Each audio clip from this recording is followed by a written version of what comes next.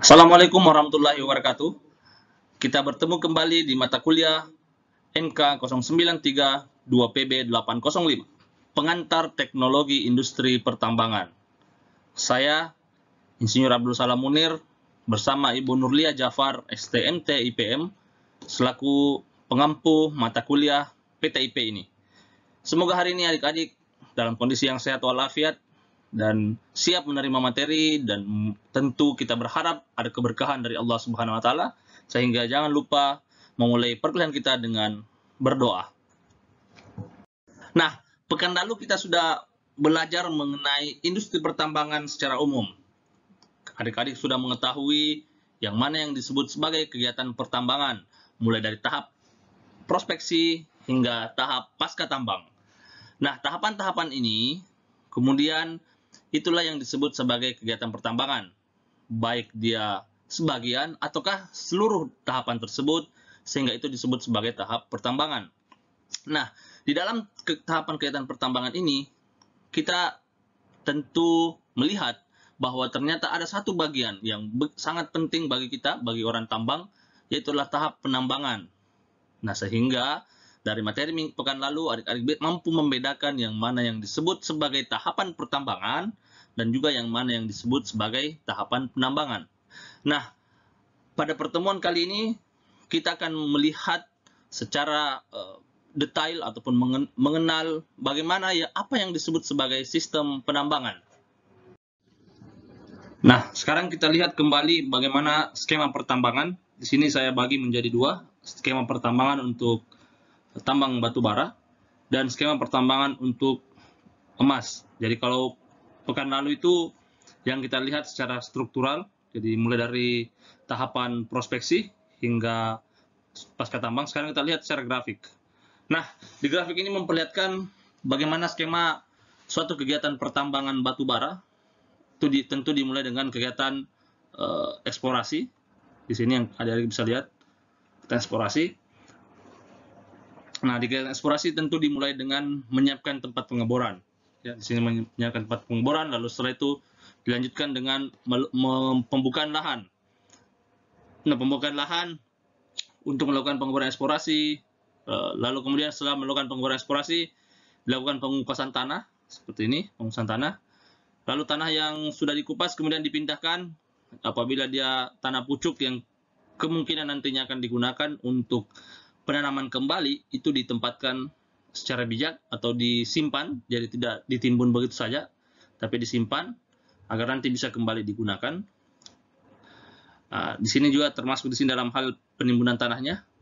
Lalu setelah itu, setelah tanah diambil, lalu kemudian dilakukan pengeboran dan peledakan pada batuan yang keras. Apalagi batu bara, misalnya batu pasir, itu di atasnya harus diledakkan. Nah, setelah itu dilakukan pemindahan, pengangkutan batuan penutup.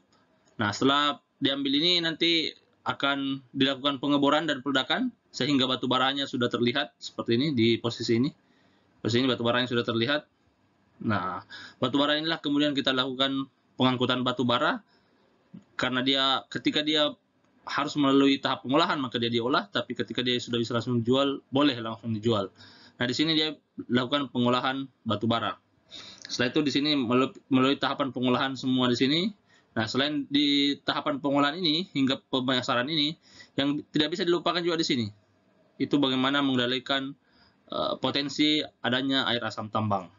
Hanya di sini ada kolam pengendap simen, bagaimana dia memproses hasil pengolahan ataupun kolam pengendap sedimen di penambangan hingga dialirkan ke sungai. Itu harus dipastikan dalam kondisi yang tidak memiliki kandungan air asam tambang yang tinggi atau masih berada di ambang batas.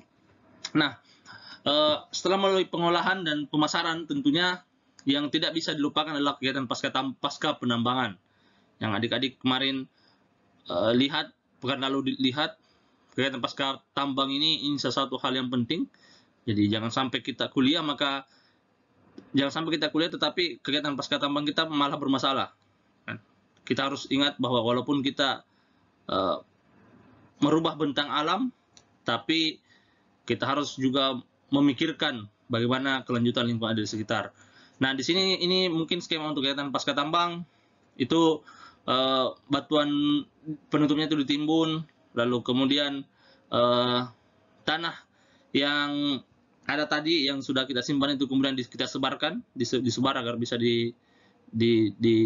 ditanami kembali. Nah, kalau membutuhkan penggarukan dilakukan, terus kemudian kalau punya potensi erosi di sekitar kolam pengendapan ya kita membangun pengendali erosi. Lalu kemudian setelah itu, nah di sekitar itulah kita lakukan penanaman kembali.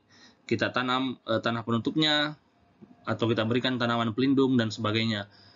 Ya, di sini juga diharapkan agar air yang masih ada di sini, kolam pengendapan sedimen di Pasca Tambang, ketika dia akan mengalir ke sungai, itu dia sudah bersih, terus sudah terhindar dari hal-hal yang tercemar. Seperti itu. Nah, selanjutnya kita lihat bagaimana skema pertambangan logam. Nah, ini salah satu contoh yang saya ambil dari proses penambangan biji tembaga. Sebenarnya tidak jauh berbeda ya dengan batu bara. Itu sama saja, dimulai dari tahap drilling, lalu kemudian dilakukan blasting, setelah diledakkan kemudian dilakukan loading atau pemuatan. Nah, di sini yang adik-adik harus lihat, harus mampu bisa membedakan yang mana yang disebut dengan penggalian, yang mana yang disebut dengan pemuatan dan pengangkutan. Nah, tahapan penggalian itu di sini.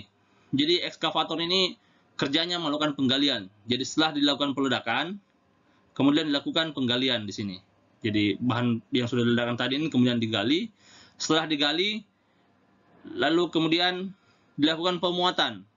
Jadi pemuatannya bisa pakai alat ini, bisa juga pakai ekskavator, langsung dimuat di atas, di bak dump truck ini. Nah, setelah dimuat, ini setelah penuh, itu kemudian dilakukanlah pengangkutan atau hauling. Jadi pengangkutan itu sering disebut juga sebagai hauling, berarti dia mengangkut, mobil dump truck ini meninggalkan posisinya untuk diangkut ke tempat yang lain.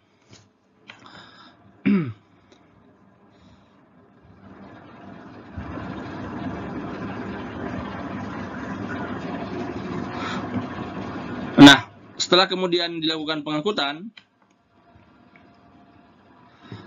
atau transportation, ya ini kemudian nanti dilakukan crushing untuk pengecilan ukuran, lalu kemudian dilakukan proses pengolahan hingga akhirnya nanti di logam itu dia punya tiling, sisa hasil pengolahan. Sisa hasil pengolahan inilah harus dikelola secara baik. Nah, selanjutnya ini saya memberikan contoh hasil pengolahan skema pertambangan yang dilakukan oleh PT Freeport Indonesia, yang seperti yang kita tahu bahwa PT Freeport Indonesia adalah perusahaan yang menghasilkan tembaga, emas, dan perak, ya, yang terbesar yang ada di Indonesia. Di sini kalau kita lihat PT Freeport Indonesia melakukan penambangan dengan tambang terbuka. Ya, kalau adik-adik lihat di sini ada material bijinya kurang lebih seperti ini. Nah, jadi hati-hati jangan sampai tertipu dengan warna-warna emasnya ini ya. Belum tentu itu emas. Nah, terus kemudian di tambang terbuka di Freeport ini menggunakan sistem penambangan terbuka dan juga sistem tambang bawah tanah. Setelah dilakukan penambangan, kemudian dilakukan pengangkutan. Nanti setelah diangkut itu kemudian bijinya dihancurkan dan dihaluskan, lalu kemudian melalui proses flotasi untuk menghasilkan konsentrat. Konsentrat inilah nanti kemudian disalurkan dari daerah penambangan hingga ke daerah pelabuhan Mawapare. Nah, nanti dikeringkan di gudang sana. Setelah itu melalui proses penimbangan. Nah, di sini penimbangan ini tentu banyak yang berperan. Mulai dari Scofindo misalnya untuk ambil sampel kadarnya. Terus kemudian orang meteorologi Jayapura itu melakukan sertifikasi terhadap peralatan timbang yang mereka miliki. Terus Bea Cukai dan Syah Bandar, mereka semua ini bekerja sama untuk memastikan bahwa timbangan itu baik dan proses pengiriman barang yang dilakukan oleh PT Freeport itu sesuai dengan peraturan Indonesia, sehingga keuntungan dari pajak yang dihasilkan oleh perusahaan itu bisa dipastikan masuk ke kas negara sesuai dengan peraturan yang berlaku. Nah, setelah proses penimbangan kemudian dilakukan pengapalan. Jadi konsentrat tersebut dikapalkan untuk dilakukan pemurnian. Nah, kalau PT Freeport itu sekarang melakukan pemurnian di Gresik, Jawa Timur. Setelah kita melihat skema pertambangan tadi, sekarang kita mau melihat bagaimana sebenarnya perbandingan antara investasi dibanding dengan risiko yang ada di dunia pertambangan. Jadi selama ini mungkin kita-kita yang di luar atau teman-teman ketika masih di luar di dunia pertambangan, itu tinggal melihat bahwa oh ternyata di sana barang tambangnya Freeport itu banyak, emasnya banyak, yang bisa dijual itu banyak, keuntungannya banyak. Nah, tapi kita tidak melihat bagaimana sebenarnya perjuangan yang telah dilakukan oleh suatu perusahaan hingga sampai mendapatkan keuntungan. Jadi ini yang harus kita lihat. Ini juga bisa menjadi catatan buat kita kalau suatu saat nanti kita mau melakukan investasi di bidang pertambangan. Nah, pertama kita lihat dulu investasi. Apa itu investasi? Nah, investasi itu adalah berdasarkan KBBI, itu dia katakan bahwa investasi adalah penanaman uang atau modal dalam suatu perusahaan atau proyek untuk tujuan memperoleh keuntungan. Jadi dananya dulu yang kita keluarkan. Jadi dana yang kita keluarkan untuk jalannya suatu proyek yang pasti tujuannya itu untuk memperoleh keuntungan, itu adalah yang disebut sebagai investasi. Nah, sekarang kita lihat apa saja investasi bagaimana investasi yang kita lakukan di penambangan. Nah, adik-adik bisa lihat di sini. Kita bisa lihat grafik ini memperlihatkan warna hijau ini, itu bisa memperlihatkan bagaimana pengeluaran biaya yang kita keluarkan. Di penyelidikan awal itu dananya masih awal sehingga mungkin masih sedikit. Tapi ketika sudah masuk eksplorasi, untuk melakukan penyelidikan secara detail, itu sudah meningkat investasi yang harus kita keluarkan. Hingga sampai di studi kelayakan. Puncaknya berada di sini, di tahap development atau tahap pembangunan infrastruktur untuk persiapan sebelum penambangan. Jadi bayangkan adik-adik, ini semua tidak berhasil kalau adik-adik lihat dari titik ini, dari penyelidikan awal sampai studi kelayakan ini kita lihat, itu artinya kita mengeluarkan dana yang besar, yang banyak ya. Sedangkan yang kalau kita lihat skema pertambangan secara struktur yang di pekan lalu, itu tidak semua hasil studi kelayakan itu dikatakan layak tambang. Nah, kalau dia layak tambang, dia bisa melaju ke grafik ini untuk melakukan development. Tapi kalau dia tidak layak tambang, sehingga datanya hanya bisa diarsipkan, ya tentu tidak bisa melaju. Apa yang terjadi? Tentu rugi. Sehingga investasi yang dilakukan tadi itu tidak memungkinkan untuk ditambang. Ya, sehingga ya dana yang dikeluarkan tentu tidak bisa memperoleh keuntungan. Ya, seperti itu. Nah, sehingga disinilah risiko-risiko yang tinggi nih. Sini. Risiko tinggi ini tidak bisa kita pungkiri di sini. Ya, tapi sebenarnya yang paling tinggi itu di sini, karena di sini masih proses pencarian. Belum terlalu detail, belum sampai melakukan studi kelayakan. Nah, kalau di sini mulai pelan-pelan mengalami penurunan risiko, karena disinilah kita menentukan risiko, kira-kira risiko apa nanti yang akan terjadi. Apakah kemudian dia bisa layak tambang atau tidak layak tambang. Nah, kalau ada lihat yang merah-merah inilah titik-titik pengambilan keputusan, mulai dari pemilihan daerah, kita seleksi daerahnya yang sudah kita pilih tadi, kemudian kita seleksi lagi lebih detail, kira-kira yang mana yang kita mau ketahui secara detail atau kita selidiki secara detail, lalu sampai di tahap studi kelayakan, dan nanti studi kelayakan inilah menentukan tambang ini bisa dilakukan penambangan atau tidak, seperti itu ya. Nah, setelah melewati tahapan ini, kemudian investasi kita sudah mulai menurun, pelan-pelan sudah mulai mengalami penurunan. Nah, mengalami penurunan karena di sini sudah kalau sudah masuk ke tahapan produksi di sini, itu tentu kita sudah memproduksi sehingga keuntungan sudah ada, pemasukan dari perusahaan sudah ada, hingga akhirnya nanti di rehabilitasi pasca tambang itu tetap tentu dana yang kita keluarkan itu semakin sedikit. Cuma kalau adik-adik bisa bandingkan di sini grafiknya antara rehabilitasi dengan penyidikan awal, rehabilitasi tentu dananya masih jauh lebih besar. Ya. Karena ini adalah bagian dari tanggung jawab kita sebagai orang tambang untuk memastikan bahwa daerah hasil penambangan kita itu betul-betul sudah kita rehabilitasi sesuai dengan peraturan yang kita miliki. Nah, ini kira-kira yang disebut sebagai investasi. Nah, sekarang kita lihat bagaimana risiko yang ada di kegiatan pertambangan. Apa itu risiko? Risiko itu adalah akibat yang kurang menyenangkan, bahkan bisa merugikan atau bahkan membahayakan dari suatu perbuatan. Jadi ketika kita misalnya menambang, mengambil keputusan bahwa saya akan berinvestasi di bidang tambang, mengeluarkan uang, maka kita tidak bisa jauh dari risiko. Investasi yang kita keluarkan tentu memiliki risiko-risiko tertentu. Nah, sekarang kita lihat apa saja risiko yang bisa muncul.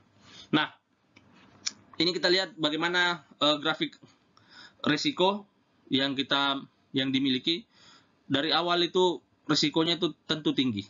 Kalau dibandingkan dengan investasi, itu investasi yang kita miliki rendah, tapi sebenarnya risikonya tinggi, ya kan? Karena di sini memang belum dipastikan. Kita masih memiliki awal. Setelah kita penyelidikan awal, misalnya kita sudah tahu, oh ternyata di sana di daerah A ini ada potensi batu bara misalnya. Nah, setelah inilah kita kemudian bisa melakukan pemastian di tahap penyelidikan detail atau tahap eksplorasi. Nah, di sini risikonya sudah mulai menurun karena kita sudah memiliki kepastian mengenai bahan tambang yang akan kita ambil. Nah, kalau adik-adik lihat di sini grafiknya, ada dua risiko yang selalu ada. Yang pertama adalah risiko teknologi, yang kedua adalah risiko politik. Nah, risiko teknologi misalnya ya kebutuhan teknologi yang kita harus miliki sejak dari penyelidikan awal hingga pengolahan. Nah, di sini juga risiko politik. Kalau bicara masalah politik bisa bicara masalah sosial misalnya. Misalnya pemerintahnya berganti, bisa saja kebijakannya berganti. Maka tentu risiko ini bisa dikatakan memang selalu ada di semua tahapan kegiatan. Belum lagi dari sisi sosial. Kalau masyarakatnya tidak setuju dengan kegiatan yang kita lakukan, itu bisa menjadi risiko tersendiri. Nah, di tahap penyelidikan detail, di sini risiko ekonomi itu sudah mulai muncul. Ya, sudah mulai muncul. Kalau yang tadi ini kan risiko geologi dari sisi geologi, karena kita di sini masih meraba-raba kondisi geologinya. Terus kita pastikan kondisi geologinya seperti apa. Nah, di sini risiko ekonomi. Karena ketika memasuki penyelidikan detail, tentu investasi yang kita lakukan itu, yang kita keluarkan itu jauh lebih besar dari penyelidikan awal. Sehingga ini tentu terus mengalami ada risikonya ekonominya sampai terakhir.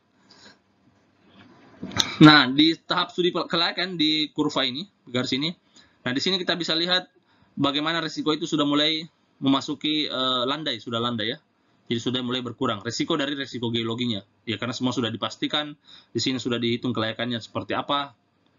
Nah, cuman bukan berarti risiko kita habis atau risiko kita tidak ada. Ya, risiko ekonomi, teknologi dan politik tetap mengikut. Muncullah risiko yang baru, adalah risiko-risiko alamiah. Risiko yang mungkin bisa muncul di luar dugaan kita.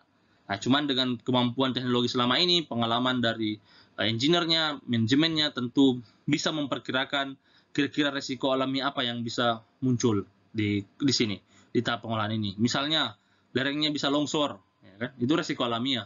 Walaupun itu tentu bisa kita kendalikan. Nah, kalau terjadi longsor misalnya ya bisa menghambat produksi, tentu bisa menghambat pengolahan sampai menghambat penjualan. Kira-kira seperti itu. Setelah kita mengetahui risiko dan investasi yang kita keluarkan, perbandingan antara kedua ini, kemudian kita sekarang masuk ke materi kita yang inti di pertemuan kali ini, adalah sistem penambangan. Adik-adik masih ingat apa itu pertambangan dan penambangan ya? Tentu adik-adik sudah masih bisa ingat. Kalau pertambangan itu adalah keseluruhan atau sebagian dari tahapan-tahapan dari beberapa kegiatan di pertambangan. Sedangkan kalau bicara mengenai penambangan, maka tentu kita hanya fokus ke yang digambar ini. Dia hanya ada penggalian, pemuatan, dan pengangkutan. Yang biasanya sebelum digali bisa dilakukan terlebih dahulu dengan metode peledakan. Nah, inilah yang disebut sebagai penambangan. Nah, kita mau melihat apa saja sistem penambangannya, atau apa saja sistem yang kita gunakan untuk memproduksi atau untuk mengambil bahan tambang yang ada di bawah permukaan bumi. Nah, Yang adik-adik harus tahu, yang kita semua harus tahu bahwa produksi tambang itu harus kita lakukan tentu dengan sangat bijak dan sangat efektif. Yang kedua, setelah kita mendapatkan produksinya, kita memproduksi atau kita mengambil, tentu hasil tambang itu kita peroleh. Nah, hasil tambang yang kita peroleh ini harus betul-betul kita manfaatkan dengan baik dan efisien. Jangan sampai kita kemudian mubazir begitu. Ya, jangan sampai kita mubazir. Karena kenapa? Nah, ini alasannya. Pertama, bahan tambang itu adalah bahan yang hanya bisa sekali ditambang. Jadi kalau sudah diambil sekarang, itu tidak bisa lagi ada penggantinya. Tidak ada lagi penggantinya di tempat yang sama ya. Tempat yang sama. Atau di sini orang bilang non-renewable resources. Sumber daya yang tidak mampu diperbaharui. Jadi kalau sudah kita ambil batu baranya di satu tempat, ya tentu di tempat itu tidak bisa lagi kita ambil batu baranya di tempat yang sama. Ya. Sehingga kita harus mencari tempat yang lain. Terus yang kedua, endapannya itu tidak tersebar secara merata. Ya, endapannya tidak tersebar secara merata. Jadi ada yang beda-beda endapannya.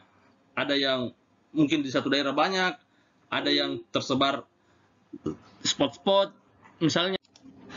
Jadi ada yang endapannya itu spot-spot di daerah-daerah tertentu.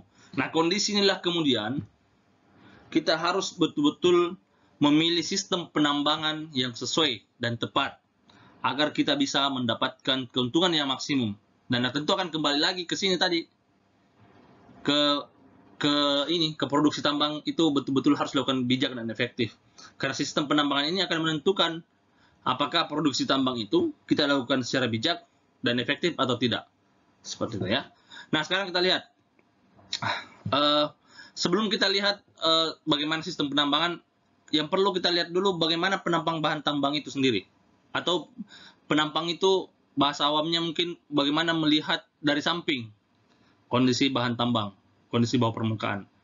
Pertama kita lihat ada yang disebut dengan tipe vein atau urat. Jadi bahan tambangnya itu kayak urat seperti ini, ya. Jadi misalnya ini emas, AU misalnya, emas ya. Nah ini batuan yang tidak mau kita ambil. Nah ini lagi batuan yang kita ambil atau AU atau bijinya.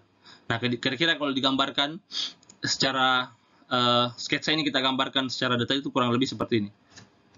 Nah ini semua inilah adalah biji-biji yang akan kita lakukan penambangan. Nah ini tipe pertama adalah vein atau tipe biji.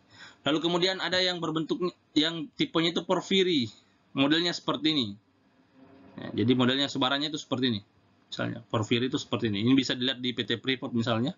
Sedangkan kalau vein itu bisa kita lihat di tambang emas PT Antam di Pongkor, Jawa Barat. Nah kalau porfiri bisa kita lihat di Papua punya PT Freeport. Nah kurang lebih kondisinya seperti ini. Jadi kalau di sini dia perlihatkan kadarnya, yang warna pink ini kadarnya tinggi untuk kadar CU-nya atau tembaganya sampai yang terluar. Nah sedangkan yang putih-putih inilah yang batuan yang tidak diambil. Nah kalau porfiri berarti yang kita ambil yang semua ini warna-warna ini. Bergantung nanti kadar kita yang mau kita miliki itu seperti apa.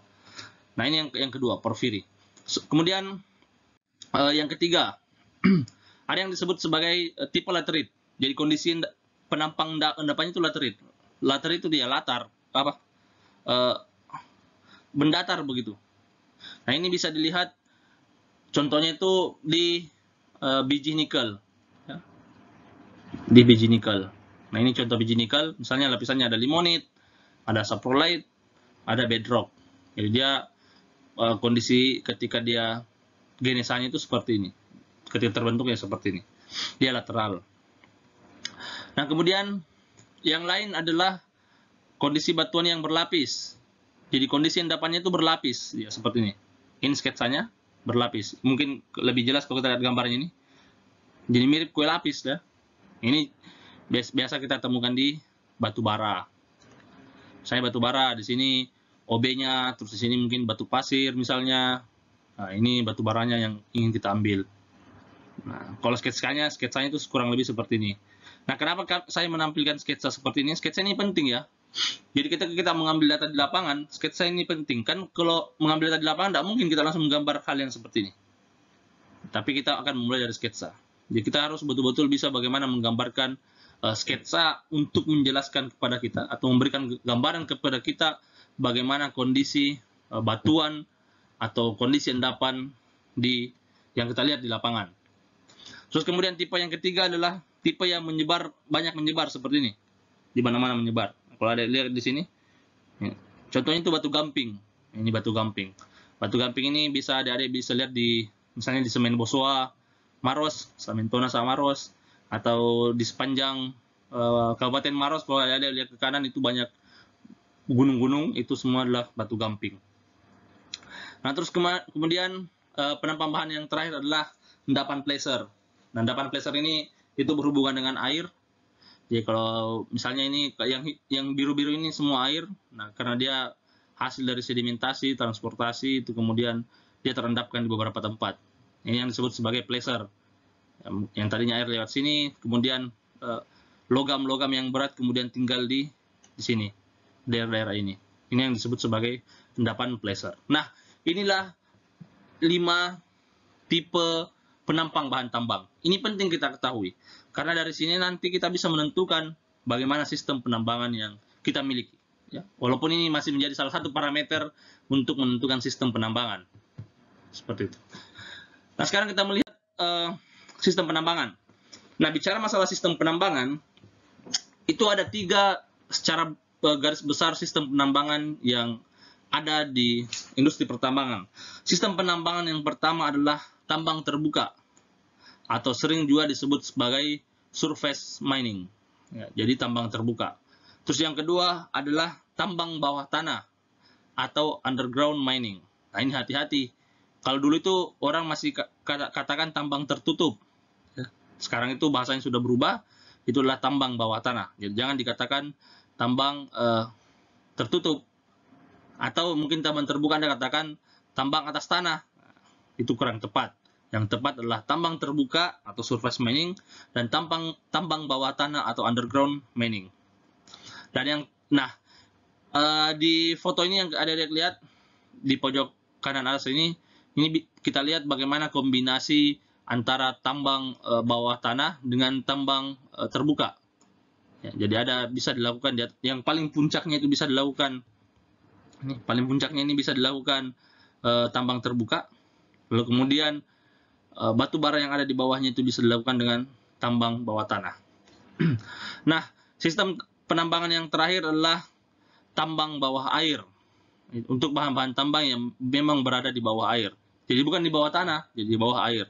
Jadi airnya di sini, kemudian kita lakukan penambangan di bawahnya. Mungkin contohnya ini kayak pasir di laut, ya. Untuk kegiatan reklamasi misalnya.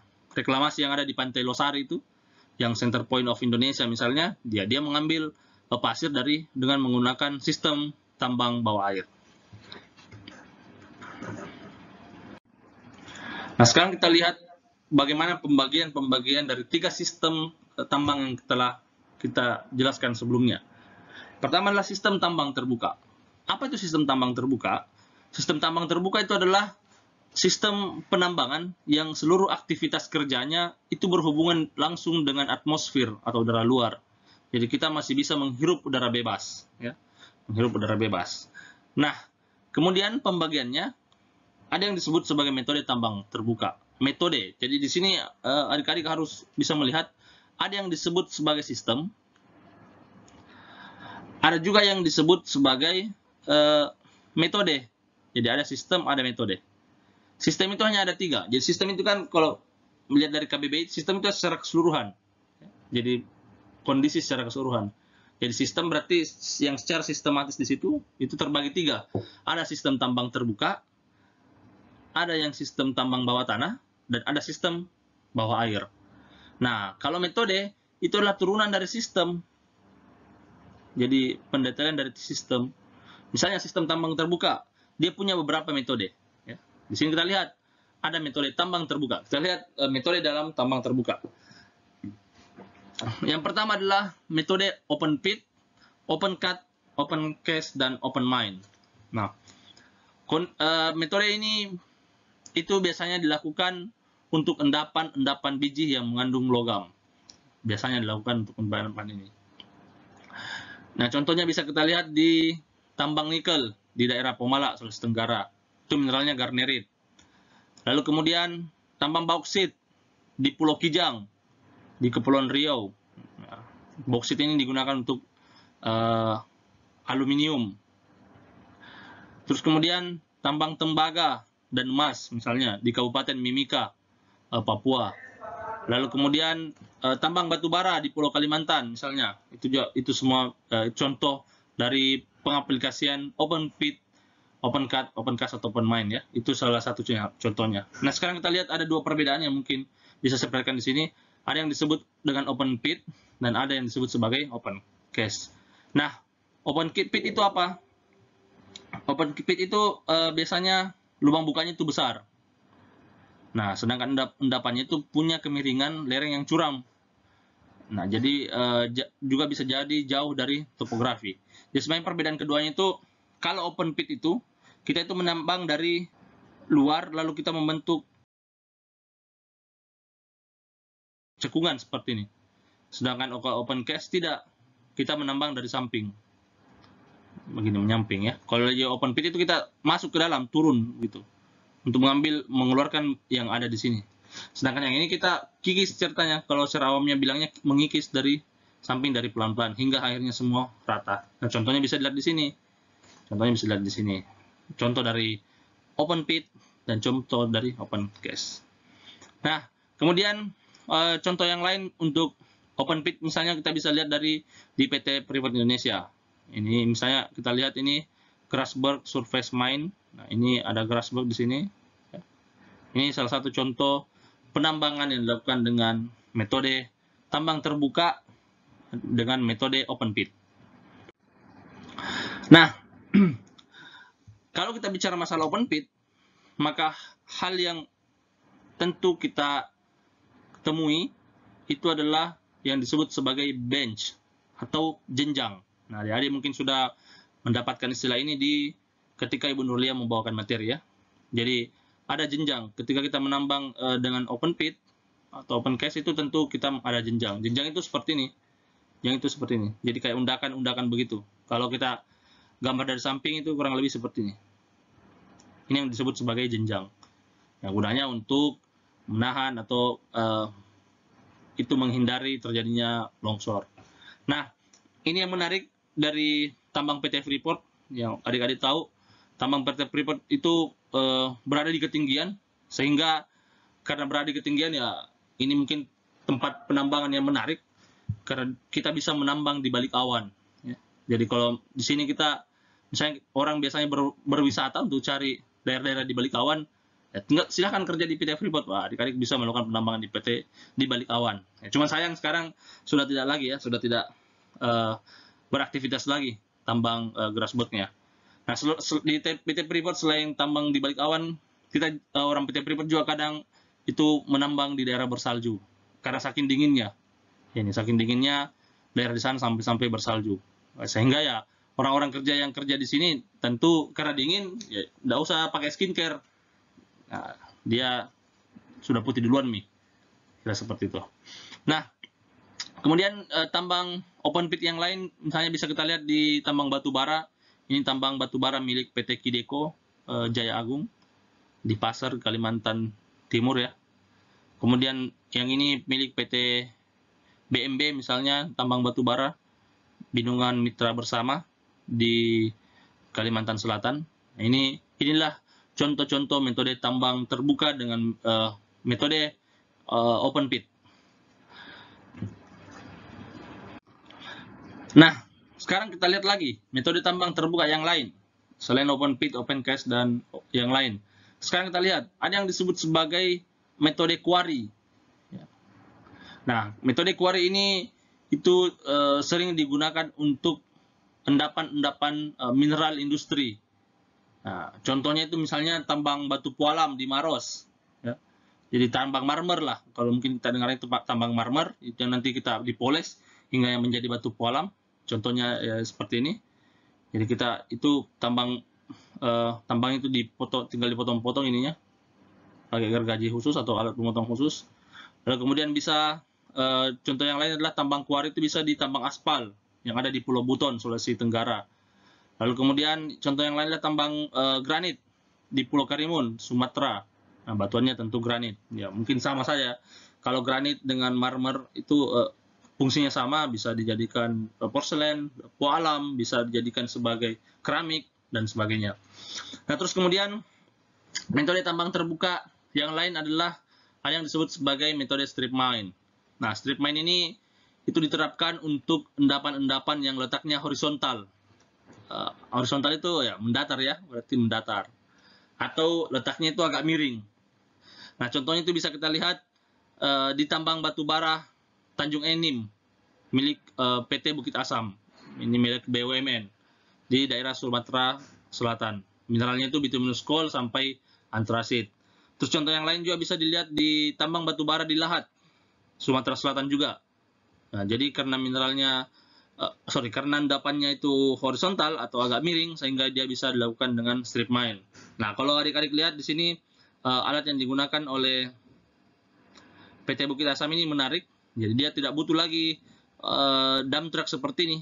Tapi dia satu alat penggalian, satu alat itu bisa ada penggalian, pemuatan sekalian dengan pengangkutan. Itu satu alat. Itu tidak terpisah-pisah seperti ini. Nah, kemudian sekarang kita melihat ke sistem tambang bawah tanah.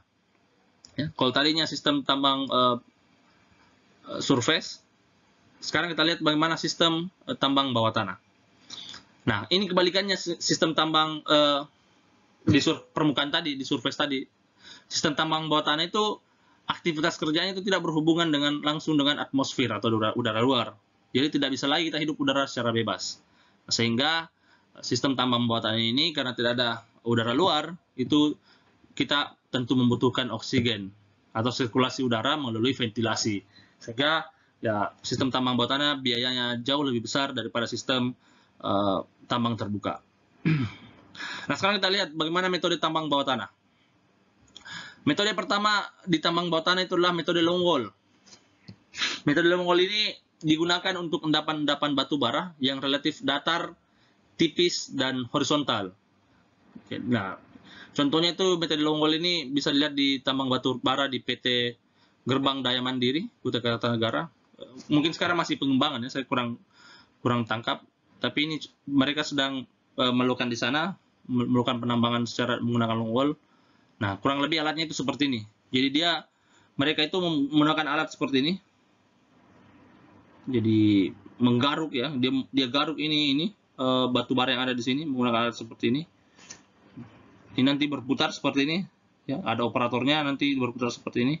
Itu untuk mengambil batu bara. Batu bara yang jatuh nanti ini akan diangkut oleh belt conveyor untuk keluar. Nah, kalau ada lihat, perhatikan, ini adalah penyangganya. Jadi alatnya ada di sini, ada yang sanggah di sini, sehingga kestabilannya diharapkan kuat untuk tetap stabil. Alat penyangganya kira-kira seperti ini. Ini alat penyangga untuk long wall mining. Nah, selanjutnya kita lihat metode tambang bawah tanah yang lain. Ada disebut metode tambang room and pillar. Nah, room and pillar ini diterapkan untuk endapan yang landai tapi tebal. Ya, tebal. Kenapa masih tebal? Ya, karena namanya room and pillar. Jadi dia bikin ruangan dan dia bikin pilar untuk penyangga, untuk menahan. Ya, kayak tiang begitu, kira-kira seperti itu. Dan juga dekat dari permukaan. Kenapa dekat dari permukaan? Ini untuk mengantisipasi tekanan atau tegangan yang bekerja di permukaan. Karena semakin dalam suatu tambang, itu tentu tegangannya semakin besar. Kalau kemudian dilakukan room and pillar dilakukan di tambang yang sangat dalam, itu takutnya tegangannya itu tidak mampu menahan. Si pilarnya itu tidak mampu menahan sehingga dia bisa ambruk. Nah, contoh room and pillar ini bisa dilihat di tambang batu bara di Sawalunto, Sumatera Barat. Lalu kemudian juga bisa dilihat di tambang batu bara Cheniers Mine di Atlanta, Amerika Serikat. Nah, ini kira-kira seperti ini contoh pengaplikasian tambang room and pillar. Ya, room and pillar. Jadi kalau ini semua bijinya ini semua biji. Yang ini semua biji, semua ini biji. Yang tadinya itu menyatu, kemudian dilakukan penambangan sehingga nanti meninggalkan pilar. Ini yang disebut sebagai pilar. Ya, yang ini. Ini adalah pilarnya, yang ini adalah pilarnya. Nah, pilar inilah nanti yang akan menahan beban, jadi menahan batu bara yang ada di atasnya. Nah, yang inilah yang semua yang kita ambil, kita lakukan penambangan ini, yang hilang, yang kosong-kosong ini. Karena yang kosong diambil ini tentu tidak bisa diambil semua, sehingga ditinggalkanlah pilar untuk menahan beban yang ada di atasnya. Ya, seperti itu. Nah, biasanya juga kalau biar lebih kuat itu bisa ditambahkan dengan rock bolting untuk lebih memperkuat batuannya. Nah, kira-kira kalau pilar itu seperti ini. Kalau low wall tadi itu menyamping, sedangkan kalau room and pilar itu dia dari depan. Jadi dia menambang itu dari depan, garukannya itu ke depan di sini, di depan. Kalau wall tadi itu menyamping di sini. Dia menyamping. Nah, kalau adik-adik bisa lihat di sini ada manusia ya. Nah, ada salah satu tambang ini room and pilarnya karena besar sekali sehingga menghasilkan room and pilar yang sangat tinggi seperti ini. Bayangkan saja perbandingannya manusia sekecil ini. Nah, sekarang kita lihat ini kira-kira video seperti apa room and pilar mining tersebut.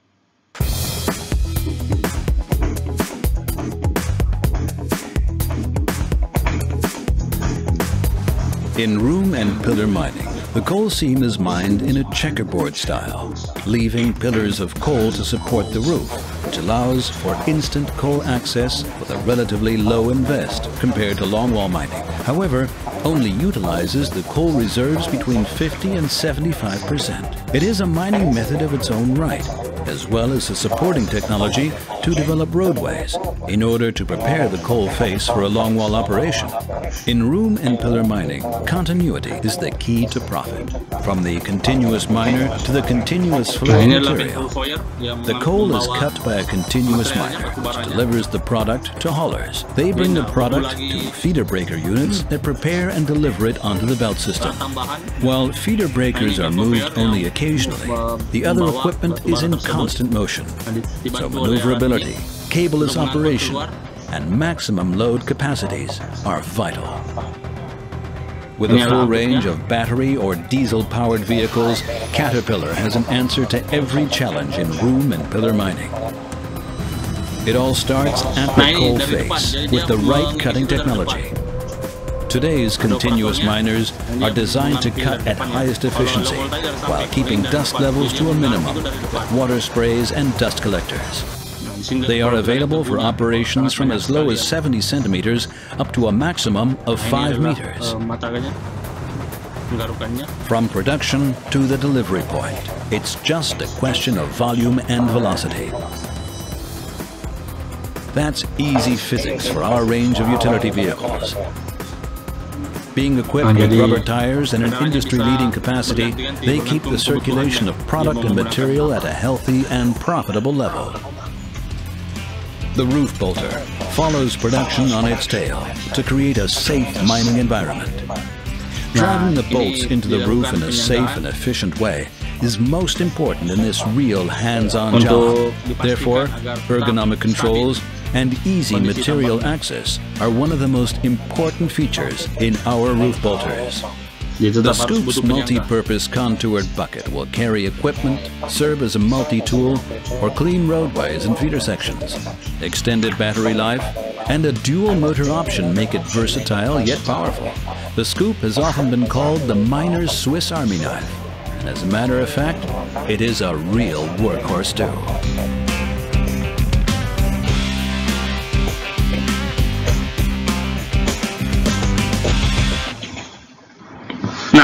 Ini adalah contoh pengaplikasian room and pillar. Nah, selanjutnya kita lihat metode tambang bawah tanah yang lain. Ada yang disebut sebagai metode supported method. Ya, sebenarnya ini secara umum ya. Supported method ini adalah metode yang digunakan atau diterapkan untuk endapan yang punya struktur batuan lemah. Jadi yang lemah, mungkin mudah ambruk begitu. Nah, di sini secara detail dia punya metode-metode tersendiri. Ada yang disebut misalnya cut and fill, ada bench and fill, ada stool stopping dan lain-lain. Nah, contoh yang bisa kita lihat itu metode cut and fill misalnya bisa dilihat di tambang emas PT Antam di Pongkor, Jawa Barat. Nah, kondisinya seperti ini, cut and fill. Lalu contoh yang lain itu di tambang emas PT PT Nusa Halmahera Mineral di Halmahera Utara. Jadi kalau ada lihat apa yang disebut sebagai back and fill itu cut and fill, jadi dia emasnya sudah ambil atau bijinya sudah diambil, sudah dikeluarkan, sehingga tinggal kondisi kosong seperti ini. terowongan kosong seperti ini. Nah, karena terowongannya kosong, kemudian di-fill atau diisi. Nah, sebelum diisi, dipersiapkan dulu, terus dipasang penahannya, seperti penahan dindingnya seperti ini. Setelah itu, kemudian dilakukan pengisian. Jadi ini. Jadi hasil pengolahan dari biji tadi, itu kemudian dicampurkan dengan dicampurkan dengan material semen, misalnya, lalu kemudian dimasukkan kembali untuk mengisi lubang bukan tersebut. Nah, kemudian metode tambang bawah tanah yang lain ada yang disebut sebagai caving method. Jadi caving. Nah, kalau di sini kan supported. Supported itu berarti butuh penyangga karena dia lemah, makanya dia butuh penyangga. Sekarang dia ada yang disebut sebagai caving method. Cave, ya. Jadi membuat lubang gua besar. Nah, apa yang disebut sebagai metode caving method? Metode caving adalah metode yang diterapkan dengan keruntuhan endapan oleh gaya gravitasi bumi. Jadi kita meruntuhkan batuan itu mengandalkan gravitasi bumi ini. Nah, metodenya secara detail misalnya ada yang bilang block caving, ada sublevel caving. Jadi yang diandalkan itu gravitasi bumi. Jadi nanti materialnya itu turun sendiri karena adanya gravitasi bumi. Nah, contoh yang bisa kita lihat ini misalnya di tambang emas PT Freeport Indonesia. Nah, itu di tambang bawah tanah itu bisa menggunakan block caving yang Grasberg block cave misalnya. Itu pas di bawahnya tambang Grasberg, tambang di permukaan surface mining itu karena masih ada bijinya, tapi kalau mau ditambang secara surface ya itu tidak memungkinkan sehingga hanya bisa dilakukan dengan tambang bawah tanah. Nah, salah satu caranya adalah dengan menggunakan caving method ini. Nah, kira-kira seperti ini caving method. Jadi, misalnya yang Grasberg ya, misalnya di sini adalah tambang terbukanya, kemudian ini diledakkan misalnya, nanti ini akan turun sendiri ke sini. Nah, nanti sisa diangkut dari sini. Sisa diangkut. Jadi nanti alat pengangkutannya sisa diambil dari sini. Nah, kira-kira alat angkutnya seperti ini. Ya, jadi tinggal diambil. Jadi nanti kalau sudah diambil lagi ini nanti turun lagi materialnya, diambil turun lagi materialnya hingga habis. Nah, sekarang kita lihat kira-kira seperti apa block cave, metode penambangan block cave dari Pido ini. Block caving is a large-scale mining method that allows for huge volumes of rock to be extracted efficiently. However, the development time before production starts is longer compared to other mining methods. Nah, inilah bijinya, kondisi bijinya ya. By drawing rock from the extraction level in the lower part of the mine, a gap is Nah, ini ada created. ekstraksi levelnya, level untuk Absence of pengambilan. support for the overlying rock mass, Nah, together ini with adalah rock stress proses and amburukannya ya, gravity, amburukan will secara cause the pelan-pelan. rock mass to Jadi cave. diambil dari bawah, nanti pelan. This kalau minimizes diamburkan yang di drilling bawah, and nanti yang di atas blasting of akan ore, mengikut but jatuh require karena sudah the tidak ore ada body to be penyangga lagi. large enough and the rock conditions to be favorable for natural breakage.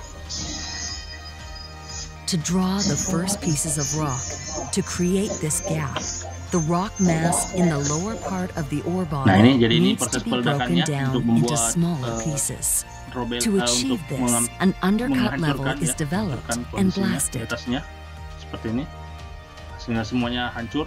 Below, an Disebut extraction dengan level undercut is level. developed, Nah, kemudian di where bawahnya ore itu will be dibuat extracted ekstraksi throughout level, the life of dibuat, that production area.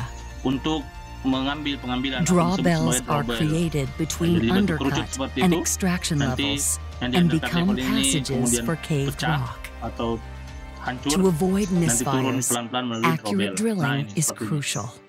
Nah, drawbell seperti ini. Nah, di drawbell ini nanti Substantial rock masuk kendaraan reinforcement, untuk such as mengambil steel arches, ore sprayed yang ada atau concrete, bijinya. cable bolts, Nah, rock di bolts, sekitarnya harus steel dipastikan mesh and straps ada are usually penyangga required atau due to supportive several ya di factors sekitarnya untuk associated memastikan with bahwa block caving, batuan yang ada di samping including dari extreme rock stress changes tempat and a long pengambilan ini production period. atau penggalian ini itu aman. Rock Nah, ini is dimuat. loaded from the draw points and can be dumped into ore passes connected to a haulage level or directly into Nah, a lalu crusher. dibawa ke crusher. A variety of Untuk transportation dihancurkan methods lebih, can be employed kecil for lagi. transporting ore to Jadi surface. transportasi melalui belt conveyor The fragmentation of the lalu ore diangkat and ke the crushing permukaan untuk requirements melalui are tahapan key pengolahan. factors influencing the choice of a method. Nah, ini kita lihat semua sudah habis. Ya, semua sudah habis, semua sudah ambruk ya, sudah ambruk semua ke The bawah. extraction of ore will sooner or later cause the surrounding rock to cave, resulting in subsidence on the surface. Di atas. Karena provided the rock breaks successfully and the ore can be extracted evenly at desired draw points. Block caving is a high productivity method with low operating cost that allows a high degree of mechanization and capability of dengan biaya yang jauh automation. lebih rendah, ya, karena tidak semuanya harus diledakkan, karena tinggal mengandalkan gaya gravitasi. Oke. Nah, kira-kira seperti itulah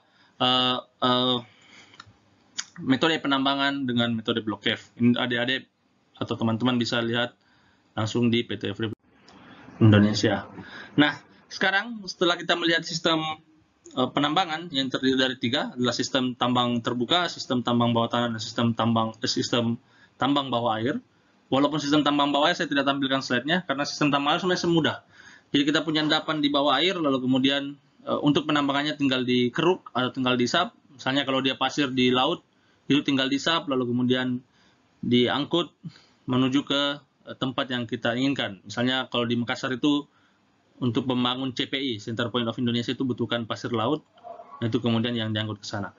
Nah, untuk pemilihan sistem metode penambangan, itu bisa kita menggunakan Harman 1987 sebagai pedoman saja ya.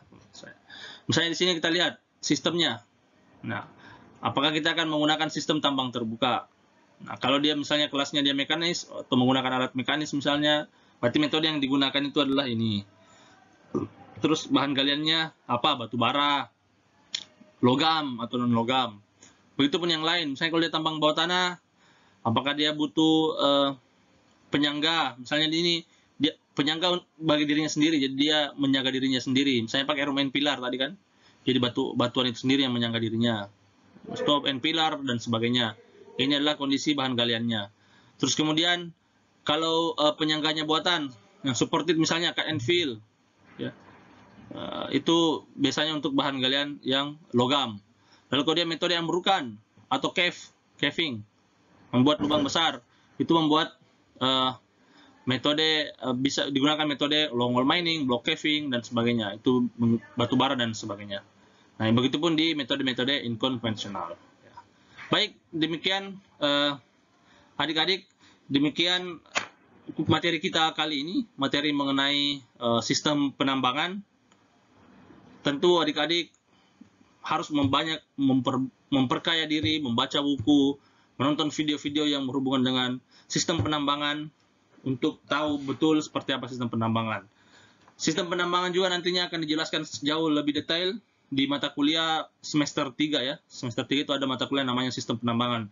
Jadi betul-betul bakal membahas secara detail sistem penambangan, baik tambang terbuka, tambang bawah tanah, maupun tambang bawah air. Baik adik-adik, terima kasih. Demikian kuliah kita pekan ini. Semoga bermanfaat bagi kita semua dan memberi keberkahan bagi kita yang tentu dari Allah Subhanahu wa taala dan menjadi ladang pahala buat kita semua karena ilmu adalah ibadah bagi kita. Wallahi muwaffiq ila aqwamit thariq. Wassalamualaikum warahmatullahi wabarakatuh. Tambang asik, asik sekali.